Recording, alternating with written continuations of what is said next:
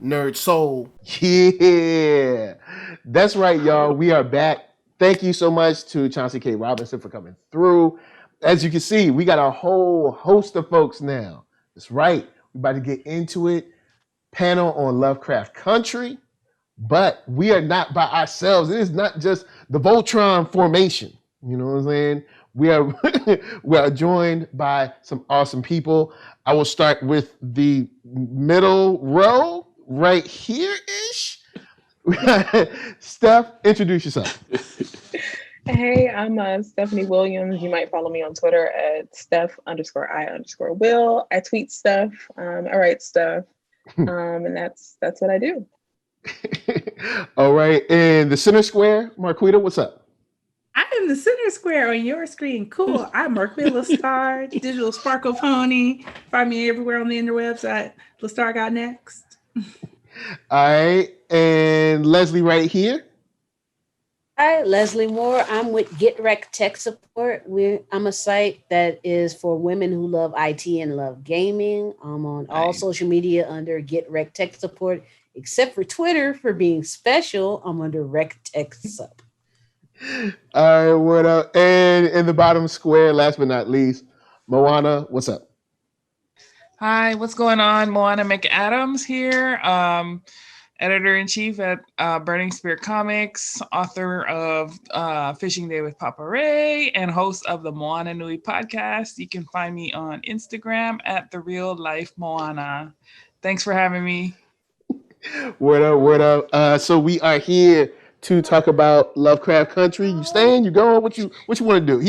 You see how it goes? See what happens? Like I'm out. Lovecraft Country. I'm gonna go in and throw it over to the man of the hour, if you will, Quinn McGowan. Oh man, wait a minute! Don't make me mad. Don't sacrifice me. Wait, not my life. First of all, your blood. I'm super appreciative of all of these brilliant people, most of whom I know from some space or another on the interwebs. I'll repeat something that I said on Twitter today. Most of these people should be working in spaces higher up the ladder. It is the loss of those people who have not hired those people yet. But moving on, Lovecraft Country is a really great show. True that. It is, I think, emblematic in some ways of my weird segue in that it is part of a wealth of new content that, you know, I think seems brilliant to certain segments of the audience because there isn't the regularity of kind of the minds bringing the content forth. But a lot of the things that caught my eye on the first watch were like, I'm a history nerd, so like, you know what I'm saying? Seeing Bessie on a motorcycle, seeing the chalk on the sidewalk, like seeing the kind of real life expressions, the Gordon Parks photos, those things for me were a slice of kind of the brilliance of how ignored we are historically, you know, like, because there's us kind of being the I guess the choir in some ways and feeling like, oh, that's cool to see this thing that I know about. And then like everybody else, it was kind of like with the Watchmen thing, like people not even knowing that Tulsa was a real thing. Oh, most definitely. So just starting off from that historical perspective on, what were the things for each of y'all, and y'all can just go in whatever order y'all want to, that stood out the most for you about the show across seasons, but particularly with the first episode? Like what was your feeling after like episode 1, but also how did you feel across seasons? I know that's kind of a tricky question. I guess I'll start. Episode 1 for me, the sundown town really hit home for me because I'm an 80s baby. And when them street lights came on, we in the house or we on our way to the house or it's going to go down. Yeah. But that, getting a lot of other people to really understood what that meant. It wasn't just a curfew thing. It really was if the sun goes down and you outside, you might not make it to the sunlight. And looking at the episodes, the Tulsa riot, that hurt, like that hit home for me because around that time my mom and dad were in school and they talked about it. The Emmett Till, the ride, it was all like really emotional and really is like it's history. It's simple enough for other people to understand, but it's really us getting to know our history a lot more detailed in a way we all understand it, you know? Mm-hmm. Absolutely. Yeah, I'll definitely have to agree on the Sundown Town. And I didn't even think about it, you know, what you just said about the lights going out and that being the reason why. You know, I didn't grow up knowing about Black history myself. I grew up in Hawaii, and it's just not something that we were exposed to out there. We weren't even taught our own history too. So, but we still had the same thing, like, you know, the lights go out, you better get your butt in the house. So just seeing that parallel, you just kind of blew my mind when you said that. I was like, oh shoot, that's crazy. What I loved about the series, like overall, is that for me, it was like it's not a nice ride through Black history, but it's definitely an eye-opening one and done in a very interesting way that is encouraging a lot of people to, you know, using that as a jump off point to dig deeper into the history and really find out what happened. And I think it's also going to end up in a lot of people writing some good stories that are inspired by it. You know, just inspiring, you know, as we're doing research, maybe we'll have some other, you know, events that we, you know, can kind of bring to the forefront.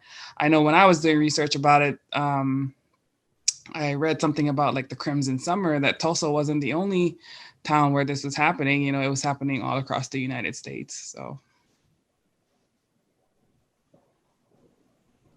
And yeah, that's something that I had, and I think Quinn and I talked about this a little bit offline one time, where like people on Twitter were like, "This is real. Tulsa is real." It's like, yeah, that was the craziest part about someone. Unfortunately, Yeah, Tulsa wasn't the only one. Right, Tulsa is there's probably several the of them. most, for lack of a better term, the most popular one, or the most known. Right, I know. You know what I'm saying? But probably the most well documented. Probably would be the way to go about it. A lot of them get swept under the rug. There's a effort put in once these atrocious things happen to then silence it, kill the history, hide it. You know, people get buried in unmarked. You don't know where your ancestors are buried because they'll show evidence of these things happening. I know I've done a few searches myself, and I found at least 14 of different instances of towns just being razed, not for no other reason than they're Black people. Like, we literally did the thing they tell us to do. They're like, well, go and do your own thing. And like, there's whole cities that were built from the floor up because we're like, we can't get along in these cities. We've tried to assimilate. They don't want us there. If we could take a hint, we'll go build a whole nother town. We'll be great. And then, you know, gentrification happens. They move next door into a town next door. And then they're like, oh my goodness, look at all these Black people prospering, being great. We don't like that. And that's literally why these towns are being raised. And that's the ugliestness. And that's the thing when you talk to racism and all the different isms today, that's what people don't understand about it. It doesn't make any sense. There's no logic or reason to this stuff. It is pure hate. It's a way for me to feel better about myself when my day isn't going well. I always got someone to look down upon. And I remember a history teacher pointing out to me that that's how this system works, is to convince a white person who may be of very low social economic status to say, hey, the system we're building, it's not doing you good either, but at least you're better than a Black person. And that's the whole idea. And then almost like the Matrix, if you're not plugged out of it, you're plugged into it, automatically trying to protect it, whether you're aware of it or not. Yes. So most definitely, that's what grabbed me about this, is that, you know, a lot of it's going to be around traveling in the US and how even like going on an adventure has this like extra. Like, okay, there's things that go bump in the night, but then we still have to worry about these other people go bump in the night, called white people, and just their visceral like hatred, like when they got into the county thing, where it's like, oh, this is a sundown county. Right. And how are you supposed to know that? It doesn't matter because that might not even be true. They just make it up as they go because there's no consequences. And that's just how raw it was. And so it sucks you in if you're into history. I'm also into history, and it sucks you in because it's like it's taking our pain and our history and finding a way to weave it into a story that's just not simply about it. Because I think a lot of people push back as like, we don't want another slave narrative. And I feel that. Also, there's other time periods for us to talk about. A lot of times we talk about we don't want to go back in time. This is why. It illustrates, it gives people what. It gives people an idea of what it is, because when they tell you to get over it, they have no clue what it is that they're telling you to get over. And I was like, this is how it was just part of the air. It was just American as apple pie. Like, racism is an American institution that it has uniquely built to this country. And other people have come and studied our racism because they're like, man, even I remember recipe. Yeah, exactly. The recipe, like even like Nazis came over here looking at our the recipe and was tripping over like, y'all do a 1 drop rule. The Nazis thought the 1 drop rule was too tough. They're like, we can't get down with that. But I want to do something different. I wanted to real quickly. I wanted to get to Miss Williams and just to get her. Sorry about that. No, you're good. I mean, just agreeing with everybody's points. That first episode, I just really enjoyed it because I was like, okay, here we go again with weaving in the fantastical and everything else with a very harsh history. And there's just no escaping that. And I think the thing that stood out to me the most is that the monsters weren't the scariest part. It was just the white folks. Right. They did a really great job. Or I don't even know if they really even did a great job. It's just that's just fact. So they really didn't have to try too hard to make that a point. So that and just the entire series, while I did have some trouble with it, overall, I love that, we're just getting a chance to tell our stories and be able to do that. I just think that is just so important. And they had the budget to do it. And that's amazing because episode 7 is my favorite. And it feels like they put a lot of the budget into that. So, kudos to Misha Green and them. That's super dope. You actually hit on something that there's a couple of spaces where the ball was dropped. But, to that, and I definitely want to speak to some of those spaces. But to that, with particularly the Two-Spirit character and Montrose, I thought that it was super important and not particularly unique to Black women, that she spoke to that in an era where there is so much work kind of made around coming up with an excuse or trying to find somebody else to blame. I remember, pretty early on seeing an article where she was like, I dropped the ball with that part of the storyline. So again, an open question to everybody. What are some spaces, because I think it's important for us to intellectualize, okay, like we're making strides and room for everybody Black, but we still need to be able to look at stuff critically. So what are some spaces where you feel like you had some problems with perhaps how this was presented and kind of maybe a little bit of insight about how you feel about that, because I think that's something we're going to have to deal with even as we kind of get to celebrate more of our voices being out there, still kind of cutting through where we have some internal problems and things that we probably still have to discuss. For me, it came down to 3 characters. One was Montrose and what he was dealing with, just not with only what's going on with his family, but also with his sexuality and dealing with that. Ruby and learning, just being able to go between the races because of magic. She was having a hard time dealing with, okay, I'm a Black woman. I know how this is. Okay, now I get to see life as a white woman. Y'all just as fucked up as we are, except y'all just okay with it. But then you want to blame it on us when y'all doing the same thing.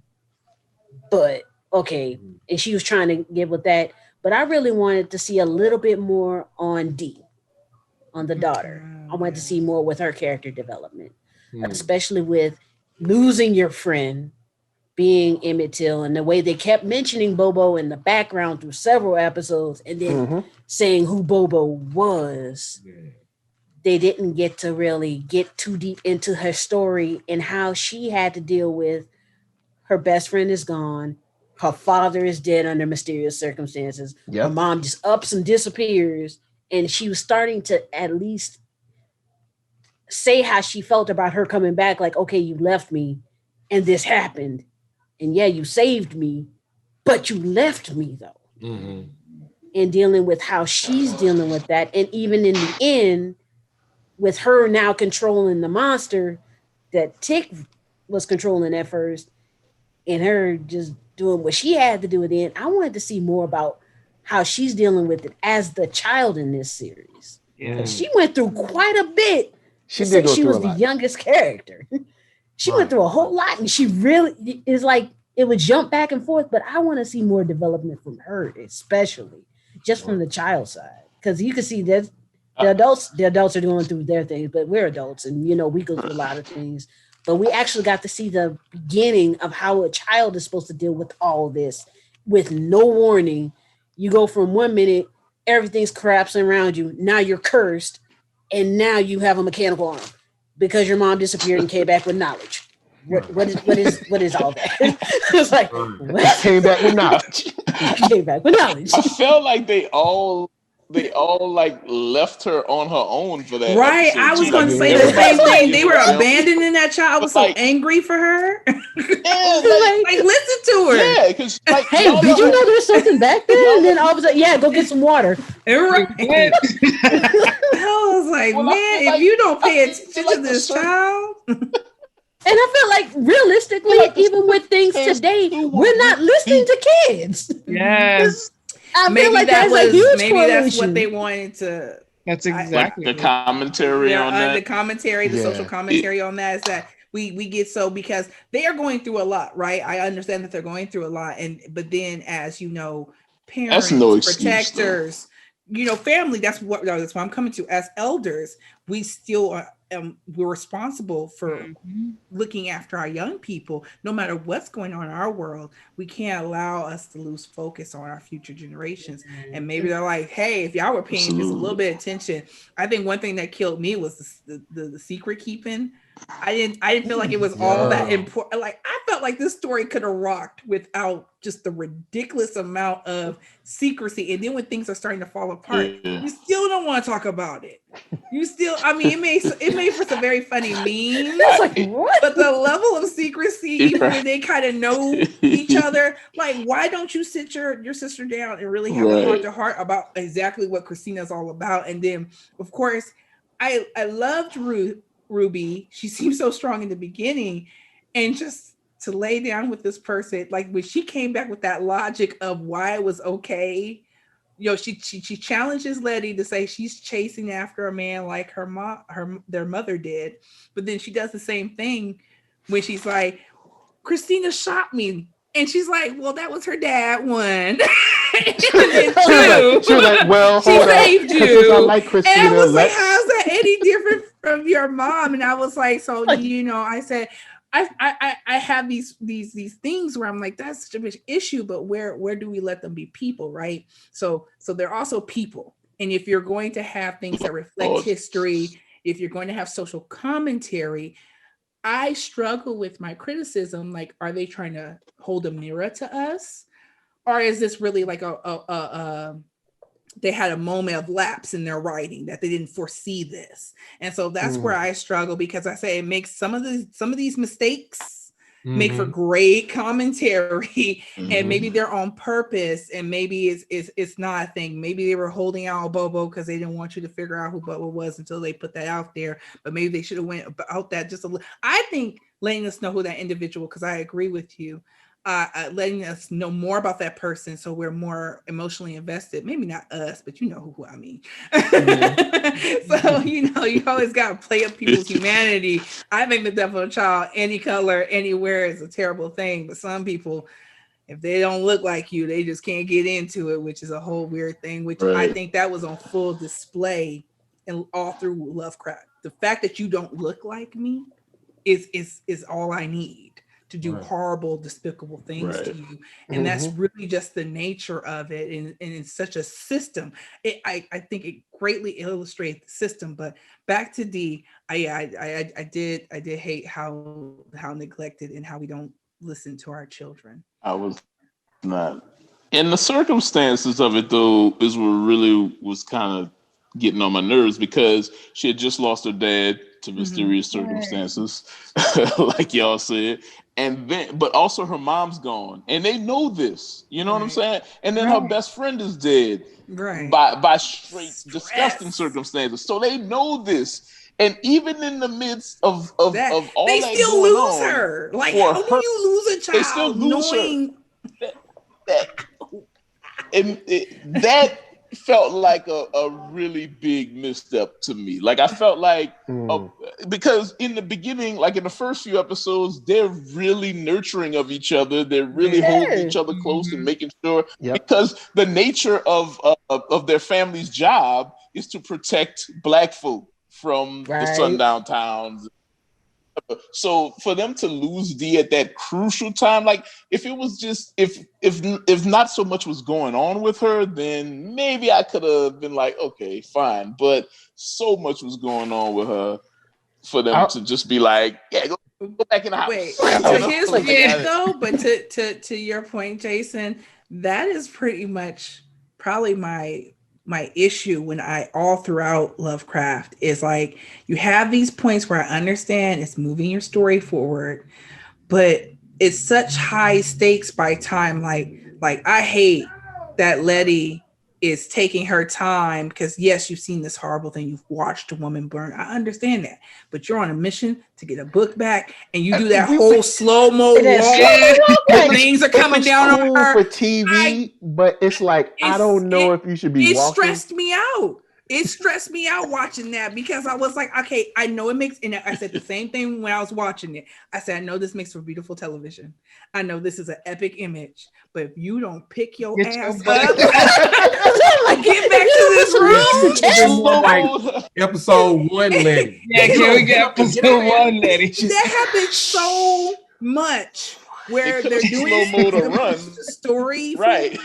And it just didn't make sense. I said, I don't care. Like, and then like I have friends that are like trying to help out. They're like, well, maybe it's a time period. Maybe they don't talk to each other like that. Maybe don't do this back in the 50s. Maybe don't do. You have to do a lot of mental explaining and gymnastics to try to figure out why are you doing that at this crucial time. And that was often the issue for me at the crucial times. This is when we're going to fall to pieces.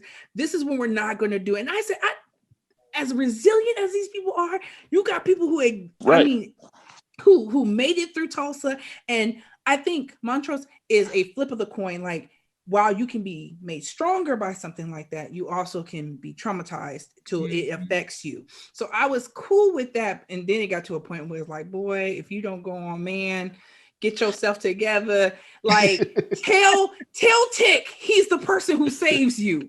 Why you? Well, he didn't know. And he's trying to put it, but I felt like he had put it together. And then it took so long. They were just like playing charades with each other. And so I felt like they're gonna miss it. Did anybody else feel like that? Like, I felt like they're gonna miss the whole moment because they playing charades in the alley. They see the fight turning. Against wait, them. We missed something. Did we miss something? Wait, you are missing something. Exactly. Yeah, everybody died.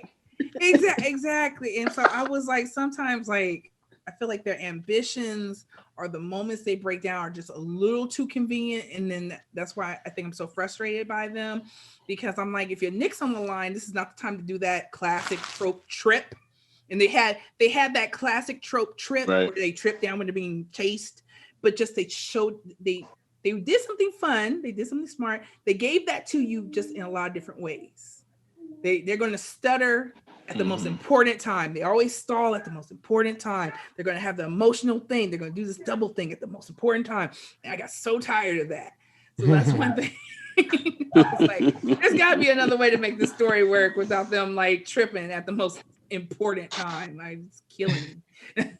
But I will say with the trips and all that, they were, when it comes to, you know, to their defense, when it comes to like supernatural horror and stuff like that, they were the smarter variety. They were. It wasn't like they weren't like, I don't know what's going on in here. But the only they put stuff thing, together. That is a saving grace. You right about that. Yeah. Uncle George was like, you probably will shoot him.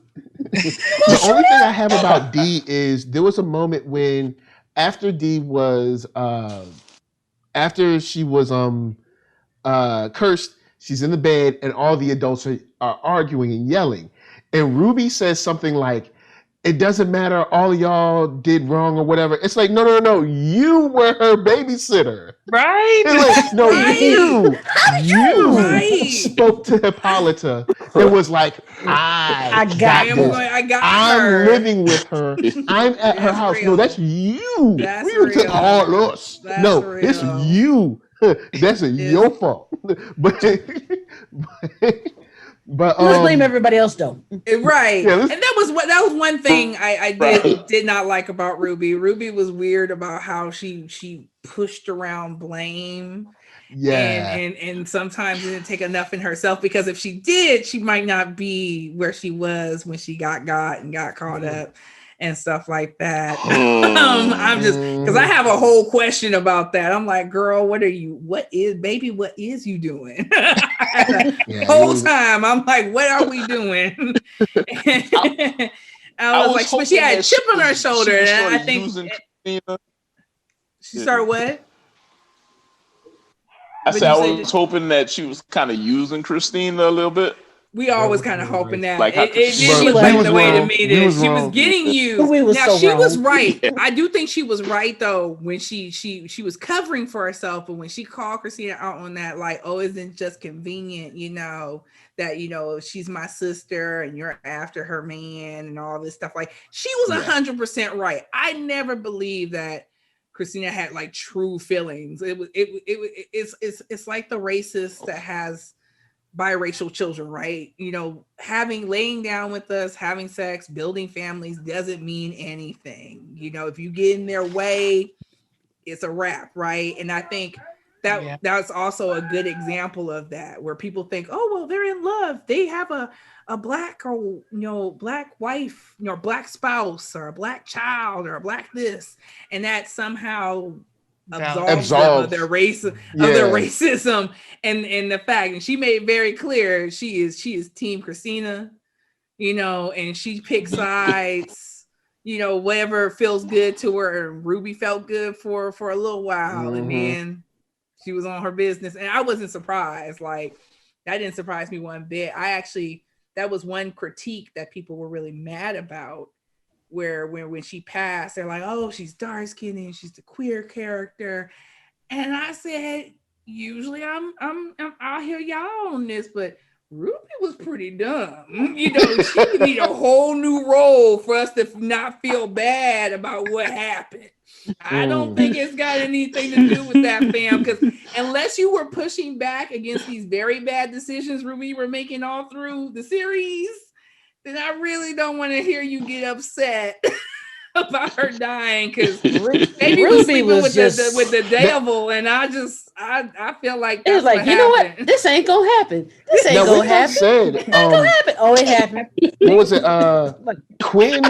Quinn, you brought up offline about how a lot of, or pretty much all, I think, if I can remember, all of like kind of like the harsh, I guess, endings or results, or befallen upon all of the dark-skinned people.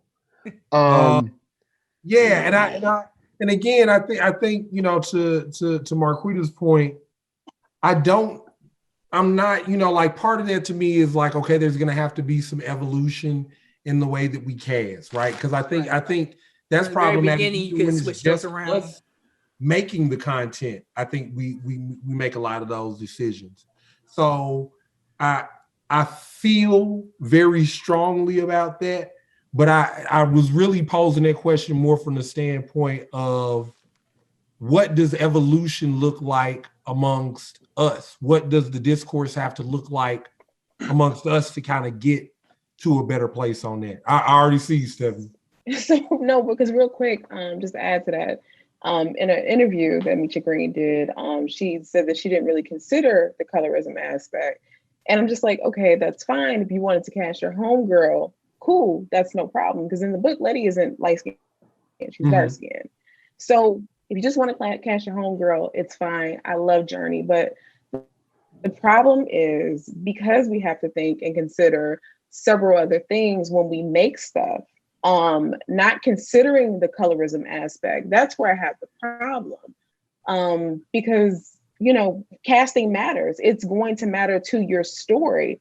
I mean, regardless of if your intentions are good or not, it's how it's going to be received. And that's the bigger problem, is that she didn't even consider that. And then even if she would have considered and still did what she did, then that's fine. But at least you considered it, and knowing that you still voluntarily made the choice to just cast however colorism be damned.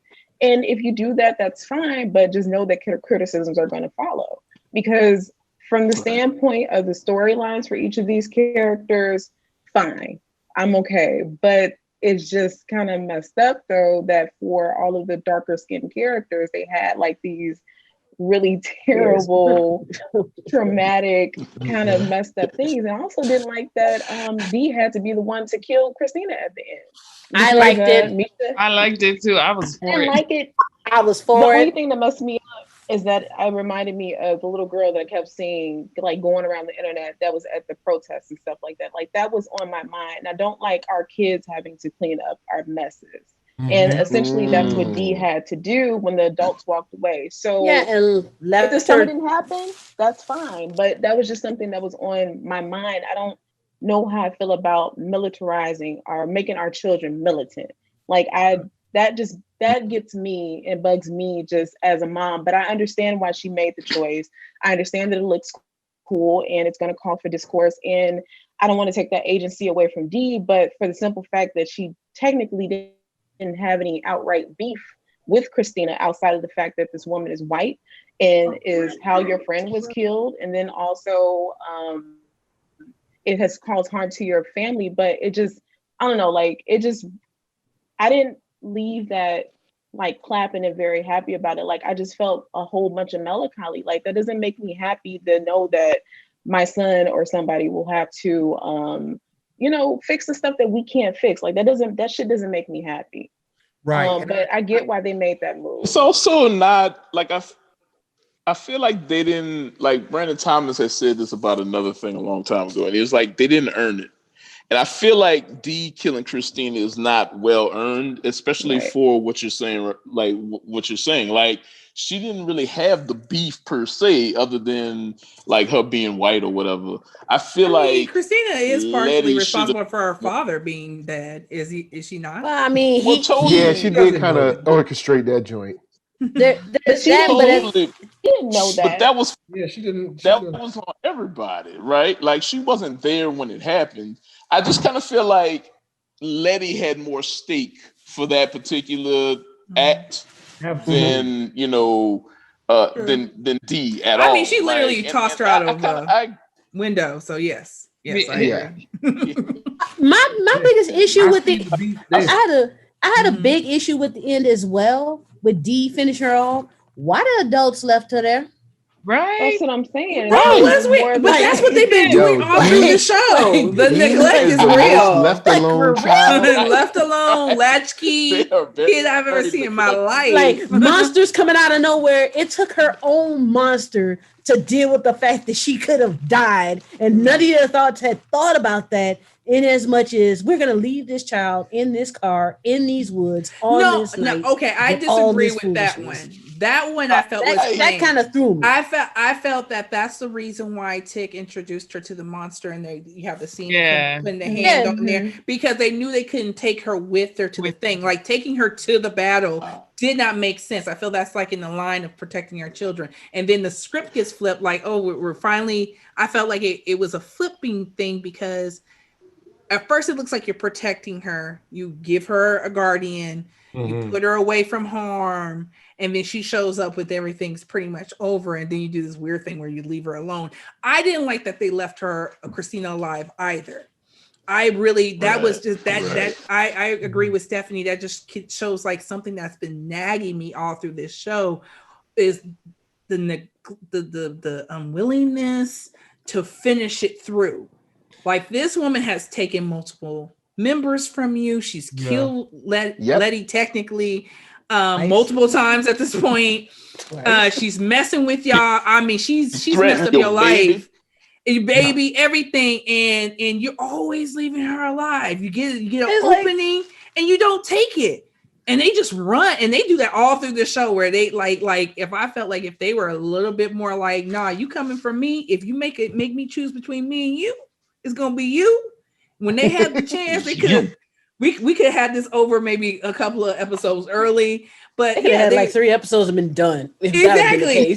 But they would pick up and run every single time. And maybe that's saying something of, I don't know if it's, again, is it social commentary? Maybe. Or it's just a real big oversight. Right? Yeah, because that was very consistent for it to be such a, if it's not intentional, like, I'm like, okay, that's a big hole, because that was something that was really annoying me while they couldn't finish the job. They couldn't complete what they were supposed to do. Like, how much has to happen before you take action?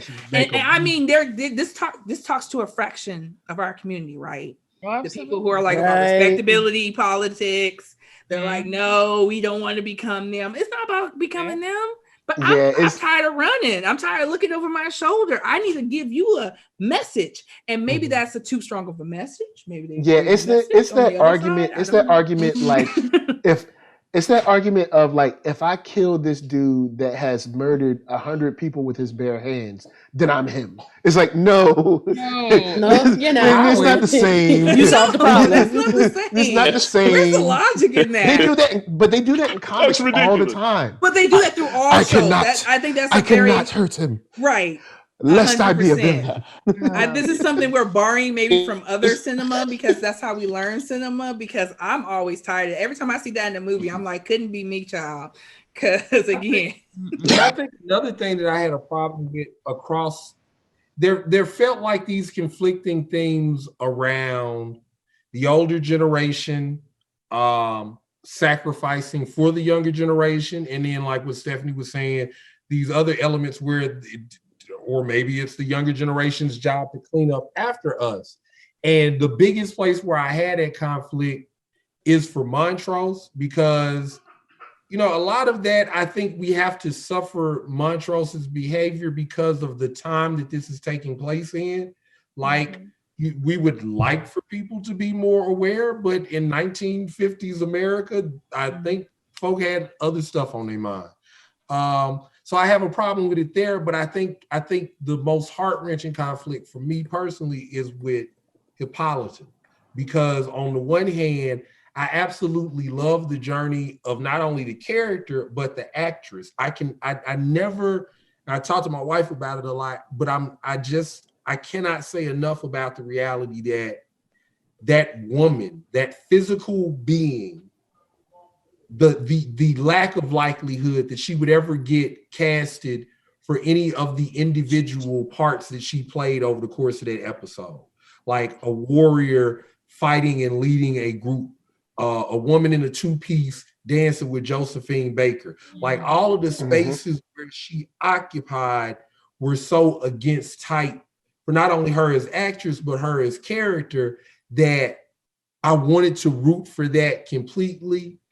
And in a very selfish way, like, and I say this from all the aspects, even as a parent, like when Dee reminded me that she left her child, it deflated that for me. Right. Yep. It really pulled because I Am is my favorite episode. I really love that episode. It's like you get to declare yourself anything you want. I mean, that speaks to what we're fighting for. That speaks to the Black experience in America. Like, we simply want to be able to declare ourselves something and go out and do it. And we have all these outside things always stopping us. What if we didn't have to deal with those things? And even to the cultural point where there was an ownership of the Afrofuturism and the kind of Lovecraftian grandeur infused with the pop culture, like the name of Beyonce and that, you know, like it was this very obvious nod. The spaceship being Woody, like the ways that everything was so connected. Like I say, like I love that episode. I love the body and the shape and all of it, especially like where she tells George, and George has to own the ways in which he reduced her, right? Like it, you know, like it was really a tough thing to focus in with on, like even to the point like where I keep referring to my, I'm looking over there at her. I keep referring to my wife on the tip, like with even where as a man you try to be supportive in those ways, like you're always kind of coming into greater understanding of, in spite of that, kind of not even knowing the ways that you kind of stand in front sometimes. So that was super deep for me. And so there was so much that I gained on that end. And then she showed up in that other episode and she was like, man, I don't care about none of that ish. You left me. Yeah. So I thought that was great. Well, two things. One, the way that they wrote it, it just seemed like she came back and she was like, well, I got you some McDonald's. I'm home. Or whatever. I'm back. My child sick.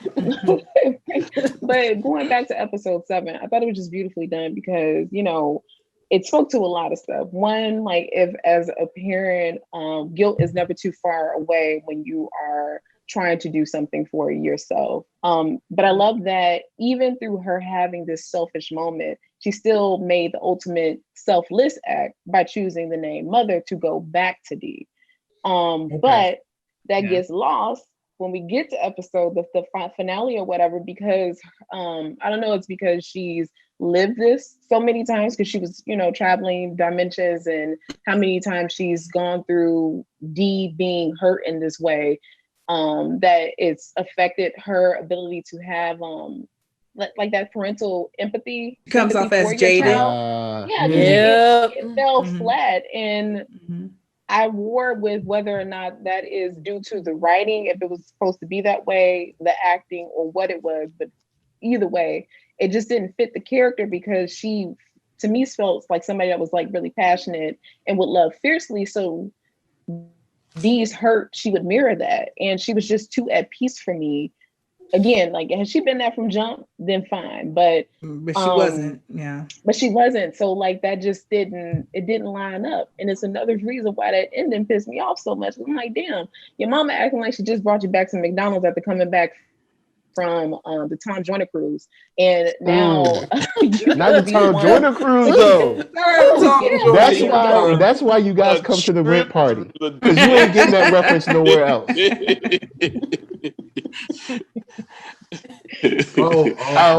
I agree. That was so fast though. So I feel like Hippolyta traveling through time and space, is like that something, learning all these greater truths and all that stuff will change your perception a little bit, I imagine. And I just kind of feel like her coming back and her being different is what should happen. Now, I'm not saying she should be cold or she shouldn't have empathy. I think that was a little bit of a misstep in the writing, but I do think that there definitely should have been a difference in the way she interacted, because she knows more than everybody now, right? She's seen, all of these vast things. She was in time. So I know, on, like I was talking about it earlier to the fellas, on Discovery season 2, when Burnham's mom comes back and Burnham has all these burning questions from her childhood, and the mom is like, I was 9 million years in the future, and like the mission is what's important. I've done this so many times. So it does change you. It should change you. But yeah, I think and even the whole I brought you back McDonald's kind of yeah. And I mean, and even we were talking very much about the feeling. I couldn't argue with it. It's very much the feeling. Yeah. She wasn't very distressed even at I all. said, like, it's interesting how I didn't respond to that the same because, of course, Michael Burnham is now an adult. Like, when D said it, I was like, oh, man, my heart's broken. D, little D, like, you know, like, we love her. And Michael Burnham, I was like, girl, you good. Get out there and fight somebody. Like, that's Lil Mike. Like, what you talking girl, about? you good. This is Star Trek. That's Lil Mike. Bro, Lil Mike. Lil Mike. Don't ask me for love. I'm a freedom fighter. I'm a freedom fighter. You hating on her just because she... They got feelings too, bro. They got feelings too, yo. They got feelings too. Right. But go ahead. Sorry. No. I mean, like I tap out after the part where I'm in the Hippolyta fan club. Shout out to a fool Richardson who did the yes. That was another beautiful thing, and I think we touched on that like in the early morning session. Watching the talent that is finally starting to kind of get into some of these spaces. Like I said, this should have been there 5 years ago. Like whether we're talking about a fool getting our art there, and everybody here, y'all gonna have to plug y'all stuff. But like just seeing that's a beautiful thing too. It's this weird feeling of like being in line for a ride at the amusement park and the line is snaking, right? So like it's like Brandon Easton is, you know, clearly 500-600 people in front of me, but at one point the line snaked and we talked for 15 minutes. So like when I see him do stuff, it's like, oh man, like I know that guy, like, and that's a super cool feeling to have too, to see people that you know really know their craft, getting to put that out there in the world. And like I got so many bets on some of the people that are in these squares right now that we talking to be making content in the future like that too. So like it's new to them. That's the other part that I feel like, you know, there are a lot of brilliant concepts that we talked about it within the confines of the show or whatever, but at the end of the day, it's brilliant because not enough of our voice is heard on a regular basis.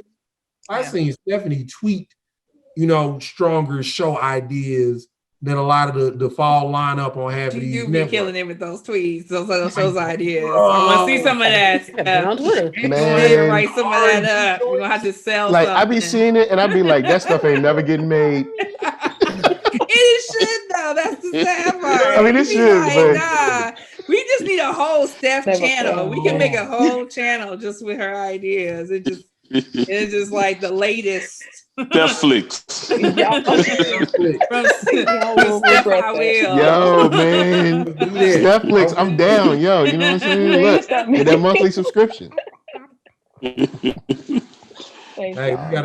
gotta put right quick. So like I'm working on this book with my wife for this group called Black Women's Health Initiative, and we made a kind of Tyler Perry, Lee Daniels mashup called Riley Morris, but now we gotta have Steph Flicks on that joint too to counterbalance some gas with decent programming in the game. So you have me and Tyler Perry and Lee Daniels. That's an interesting mix. Oh yeah, right. Oh, it's a super like a hot mess, but I don't know. I don't know if I want to watch it. It's weird. Crazy. It's like I want to watch it, but I don't want to watch it.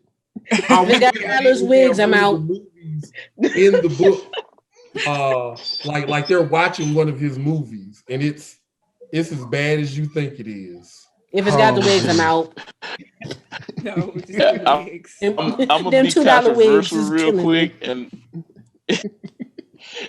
And I'm gonna say I could tolerate Tyler Perry stuff way more than I can tolerate Lee Daniels stuff. Like Lee Daniels just rubs me the wrong. But the wigs, though, man, the wigs, bro. Yo, that Bernstein Bears joint he had. Wigs over Lee Daniels, right? Like it's between being shot and being poisoned. You can come up with an antidote for poison. You know what I'm saying? Like, well, you can survive the shot too, you know, depending on where you got shot. I mean, you know, you watch Tyler. I'm just humoring your logic, Quinn. Don't take me seriously. I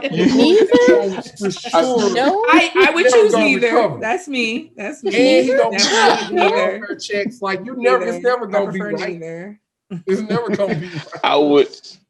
I mean, with TP, you can get the remdesivir. You know what I'm saying, and you'll feel great after. Oh boy, you know, you get rid of that COVID real quick. But when you dead, all right. So with final words on Lovecraft Country, loves or hates, I'm gonna throw it to the bottom square. Moana, what's up? Where you at? You love it, hate it, a little bit in the middle? Favorite part? What you got? I actually really loved it. I thought a lot of the they did a really good job. Like, given that it was only 10 episodes, right? They did a good job of fleshing out characters, with the exception of Dee, like we talked about. I definitely would have liked to see more about her too. I kind of wanted to see more backstory on William, and also on the cops, like, you know, to see like what was more of their play in terms of Adam. Dead body. What's that cough about, Quinn?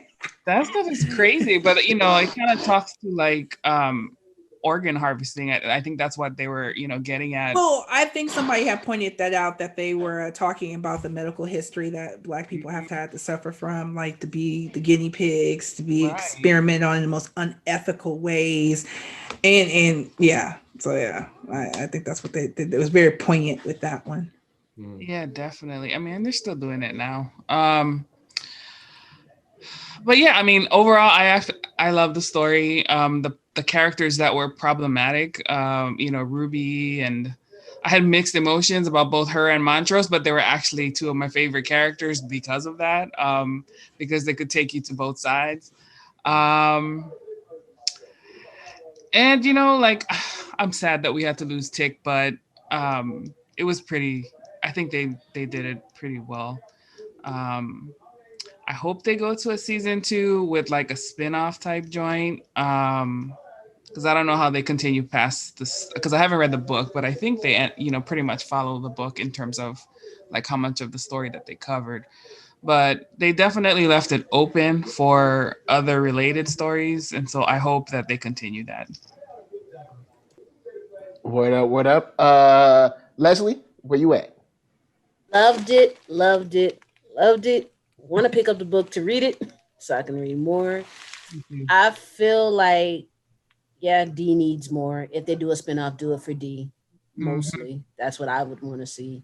Mm-hmm. And my opinion of Montrose was a character who went through a lot, not just with his brother dying, having to admit that his son is possibly not his son, having to deal with his own sexuality. Let's not even begin to talk about his alcoholism and how that's how he was dealing with his stress. Word. And then even going back in time to the Tulsa riot and having to come to grips with so many decisions that he had to make, that he even admitted, he said, this is the first of many decisions I had to make to become your father. Sacrifices. Of many sacrifices. Many sacrifices he had to make. Mm-hmm. But I felt like that was a correlation to a lot of sacrifices a lot of Black men have to make a lot of decisions. Mm-hmm. And I could see a spinoff coming from that. Mm-hmm.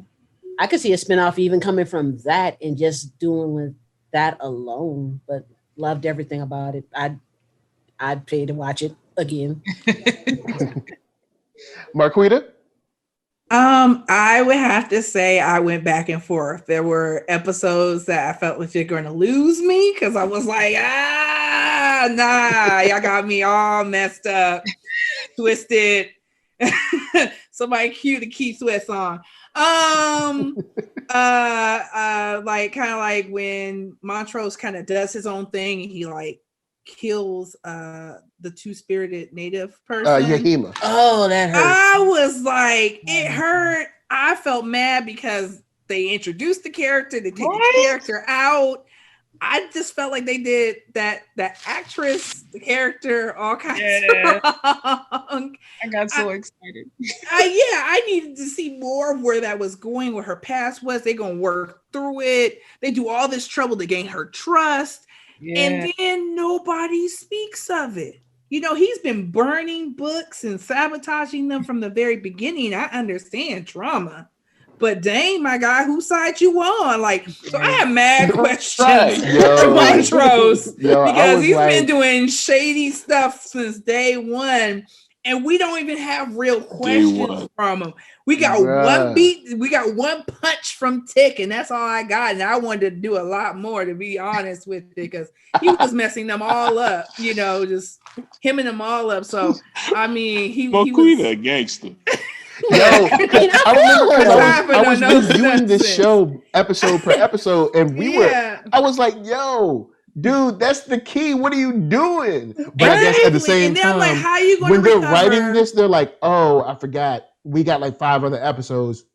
Can't have the slam dunk now. So, but I mean, you could. How much was I don't know. Maybe make her blonde for a second. Did she get a sight back? I don't think it was necessary. I was just like, I don't like introducing characters, especially really interesting characters that often don't get introduced to stories, and then using them like fodder. And that's how I felt that character was used. Yeah. So that's probably the person that I was most upset about getting just off the minute she was introduced to us, or they were introduced to us.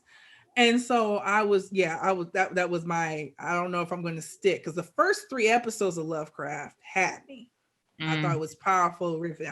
I have no problems. And then I felt like we started to do this tumble the next couple of episodes where they're barely keeping it together, and they do have redeemable parts. I love that all these people with all their different struggles and personalities, they're all still really well read. And it isn't necessarily academic. I like it is because academia has its own racism and white supremacy upholding issues as well. And so you don't have to be an academic. Ain't nobody talking about I went to college and got 3 PhDs, but I'm well read. I'm well versed in the world. Like, Black people are worldly people because they have to be. That's not unique. That's not rare. My mother, libraries are free. That's how I got into reading. That's where my mom from the hood, okay? And that's where she would take us. It's a safe place where I know my children are leveling up at all times. And so I really like that. And I really connected to that. I love that line when they recite Dracula to figure out that they're vampire-like creatures, even though they look nothing like vampires. I love how they were able to sync that together. And it really shows that they have so much potential. That's why I get really mad when they make some of these really stupid mistakes. I'm like, you can't build these people up with this kind of intelligence just to have them like fall and falter over some really small details, do something really silly, or not challenge Christina when they had the opportunity to do. So I went back and forth. I actually I love the introduction of with the Jigaboos. Oh my God. I had a tweet that said evil but cute.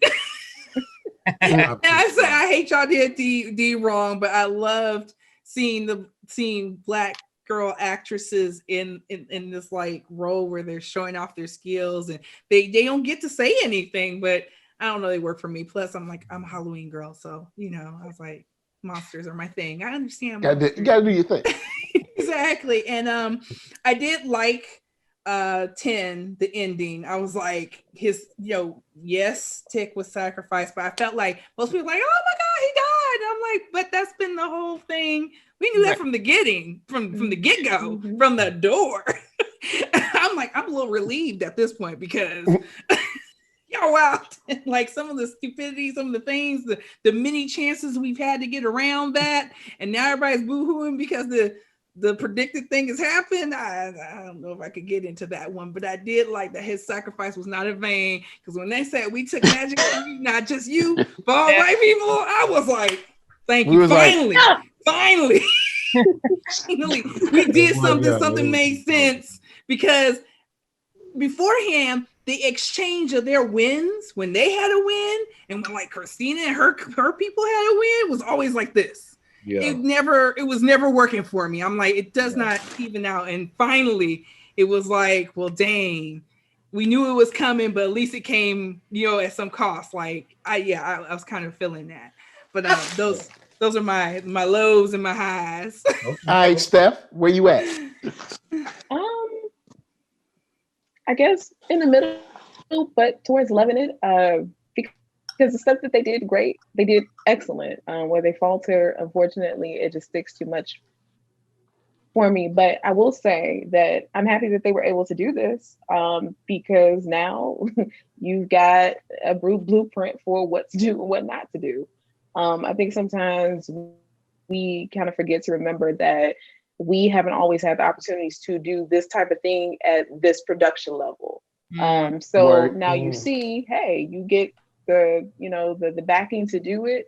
These are the kind of stories you can tell. So tweak your story. And if you feel as though you can tell a better story, then do that. But it's nice to see folks get a chance to do that. And then you can see it. Like, I don't want to say that they're the first, because they're not. But what I mean is, like, it's there. So, I mean, we're getting all these movies thanks to Jordan Peele and the success of Get Out. We're getting an influx of more Black horror. Not that it wasn't there before, but we're getting more Black horror with the budget. So key point. It's growing pains. Ain't shit gonna be perfect, and I think we need to remember that there's a lot on Black creators and just marginalized creators, period, to try to like be everything and right at the same time, and that's just impossible. Yes. I do want to add one thing though. The Korean nurse. I loved her story. Yeah. That was a dope episode. I hope Jamie Chung gets some more work, because she deserves. Right? Man, I loved her storyline, because not only did you add the supernatural aspect of their creatures, but also all the memories, and she kept bringing back to the person that played her mom, like, yeah, just know your husband did some horrible things, and I'm not gonna let you forget it. Right. Guess what? I'm not gonna let you live this down. If I gotta deal with all this, I'm gonna keep reminding you of this, because eventually you just want me gone. But before I go, guess what he done did? And then to attach Tick to that, to see what he went through during the war, and to see that he did fall in love, and then just so quickly just be like, oh, can't understand this. I'm out. I'm going home. And then get home, and then it's like frying pan to fire. You didn't get away from it. And she told you don't go home. She told you don't go home. And then you went home and like, oh, this is what you meant. Okay. So I'm gonna go around the horn. Everybody let people know where they can find you. Starting, because now she's up top, right over here. Steph, where can they find you? You can find me on Instagram and Twitter at Steph_I_Will. If you go to the bio, you can go to my link tree and all the stuff that I do, where I write for predominantly fangirls, Marvel too, if they would like post the stuff. So whenever that happens, I'll be happy so I can share that. Living Heroes was a Kickstarter that I had that was fully funded earlier in the year. It's Living Single meets Marvel with some of my Marvel faves, Monica Rambeau, Misty Knight, She-Hulk, and Storm. And they're just being a Black woman and this white woman of color, trying to pay rent and get by, and just showing that humanity to superheroes, which is just something that I absolutely love. So that's where you can find all my things, and you can purchase it. Just click on the Ko-fi, the coffee account, and it'll be there. Yes, and Stefflix coming 2021. All right, just so y'all know, Stefflix. Look, it's coming. I mean, maybe I have news that I wish that I could share. I can't share right now, but whenever I'm ready to share it, then that could possibly be a thing, because I'm kicking in one door. So I got that out the way. So right here sis. in this square, Moana, where can they find you?